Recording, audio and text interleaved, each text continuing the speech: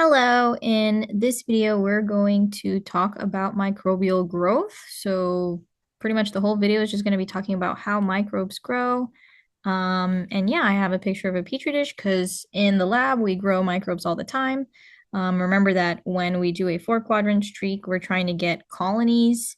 And a colony is essentially a single bacteria that grew and grew and grew and created a colony. And essentially, all of the bacteria in this colony are going to be identical to each other. So we'll learn about that in this video. So when bacteria grow and divide, they divide through a process called binary fission. So they don't go through mitosis like eukaryotic cells do. So basically what a bacteria does is when it's ready to divide, it will replicate its DNA because it obviously wants the two daughter cells, if you want to call them daughter cells. So the two new cells should have a copy of DNA each. And so it's going to replicate its DNA, and then the cell just literally splits in half. It's really that simple.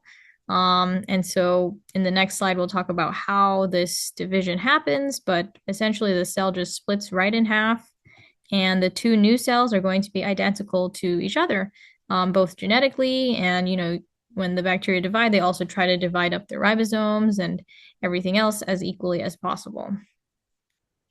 And every time a cell divides, we call this a generation.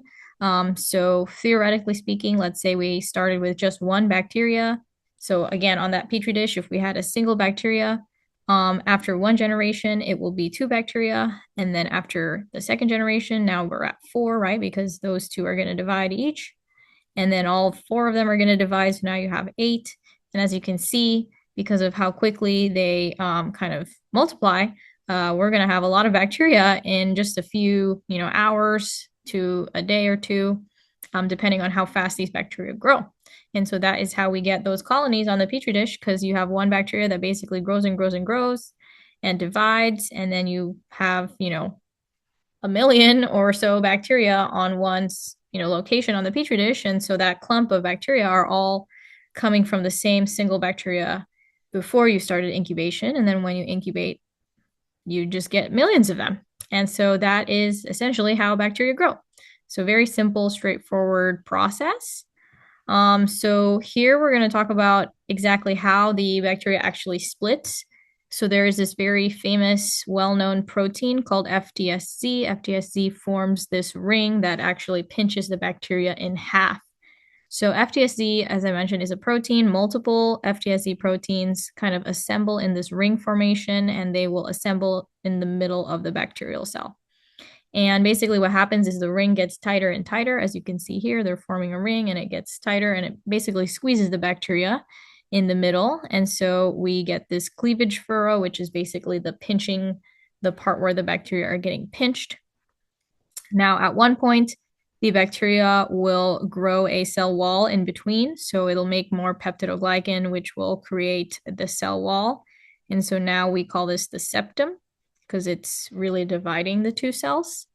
And at one point, the whole, just the two cells just separate, and that's it.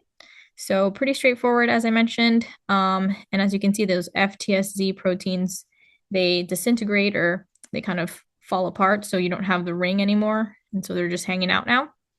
And yeah, that's pretty much how the bacteria pinch themselves in half.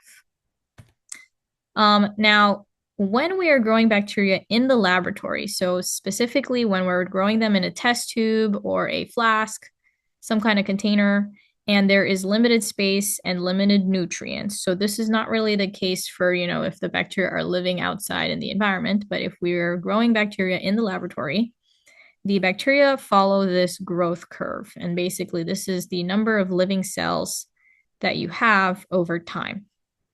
Now, in the beginning, when you introduce bacteria, for example, if you grab some bacteria, put them in a test tube, there's going to be this lag phase.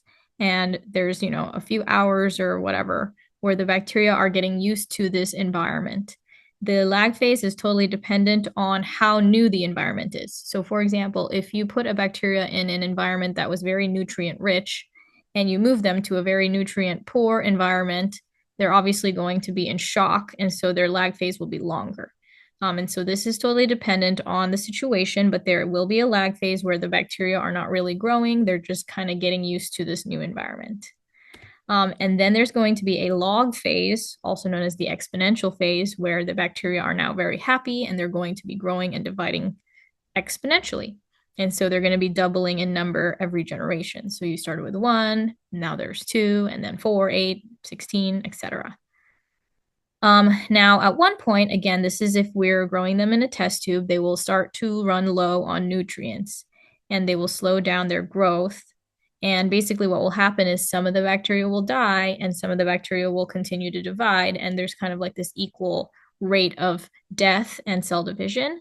And so you'll see that the number of living bacteria kind of plateaus. And this is because the nutrients are starting to run out. Now, once there are no nutrients at all, then, and it's not just the nutrients, but also the amount of toxins and waste products that are being produced. So as the bacteria are growing, they're producing waste products. And again, we're in this limited space with limited nutrients. So once we start running out of nutrients and there's too much toxic, waste products accumulating in the test tube, then the bacteria start to actually die. And so that is the death phase in the bacterial growth curve. Now, the last thing I want to talk about is something interesting that some bacteria can do, and that is form a biofilm. So a biofilm is essentially a cluster or clump of bacteria that are growing together, and they're usually growing on the surface of something. So some kind of surface, the surface of a rock, the surface of, a person's body, but some kind of surface. And so the bacteria stick to the surface and they start to kind of colonize that surface and they will grow into this big clump. By the way, this is slightly different from what a colony looks like on a petri dish. So a biofilm is something that's happening in real life rather than in a petri dish. But anyway, so the bacteria, they clump together, they grow, and then they start to actually produce, sugars and other proteins, and they kind of secrete this, and it kind of creates this protective layer around the entire biofilm. Now, what's interesting about biofilms is that typically speaking, the bacteria that are living in a biofilm are more resistant to antibiotics and disinfectants simply because they are growing together and kind of protecting each other. And like I said, they start to produce this kind of like layer, a protective layer of proteins and lipids and carbohydrates that kind of just shields them from the outside. Now, biofilms are going to be really important in terms of hospitals and infections because in hospitals, biofilms are really annoying. So a lot of tubing and instruments that are used can form biofilms, and those are really hard to get rid of and disinfect. And so again, biofilms are a little bit annoying to deal with. By the way, in a biofilm, it's not necessarily one type of bacteria. They have discovered that some biofilms have more than one type of bacteria living in one cluster together, which is really interesting. So one example of a biofilm is the plaque that is found on your teeth. So, when you are brushing your teeth, you're supposed to be getting rid of the plaque, and plaque is essentially just biofilms of bacteria growing, on the surface of your teeth. So that's kind of why it's important to brush your teeth and get rid of those plaques before the bacteria cause any issues. So yeah, that is just what biofilms are. And I hope this video was interesting. I will see you in the next video.